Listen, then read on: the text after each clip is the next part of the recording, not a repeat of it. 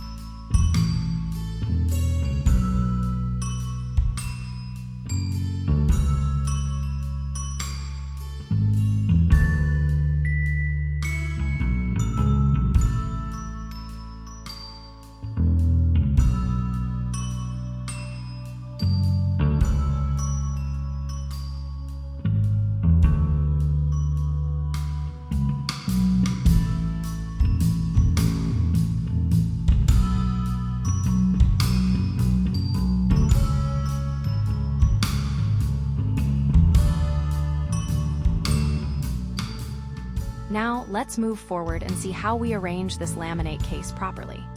At this stage, we need to position the teeth based on several critical factors: the occlusion, the required material thickness, the occlusal plane, and the facial midline. Since this is a laminate case, we must be very precise with the positioning. The teeth should follow the patient's occlusal scheme without creating premature contacts. At the same time, we have to respect the minimum material thickness to ensure structural integrity and long-term durability. We also align the teeth according to the occlusal plane to maintain harmony and functional balance. Finally, we carefully adjust everything in relation to the facial midline to achieve ideal symmetry and aesthetics. All of these parameters must work together. Proper laminate positioning is not just about appearance, it is a balance between function, structure, and aesthetic design. Now begin manual refinement using the Move tool. Adjust teeth carefully in 3 dimensions.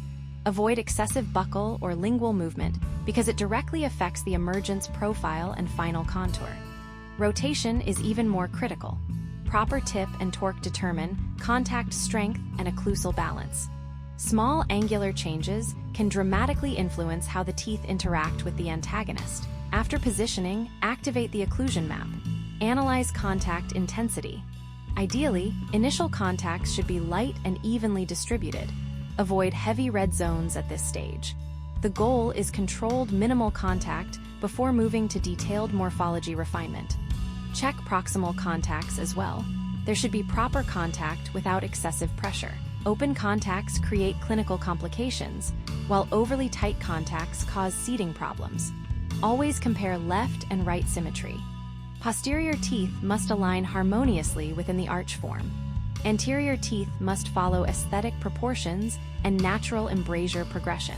Before proceeding to morphing or freeform adjustments, take a final overview from frontal, lateral, and occlusal perspectives. A well-balanced setup at this stage ensures that the remaining design process becomes simple and efficient. Professional tooth placement is not about speed.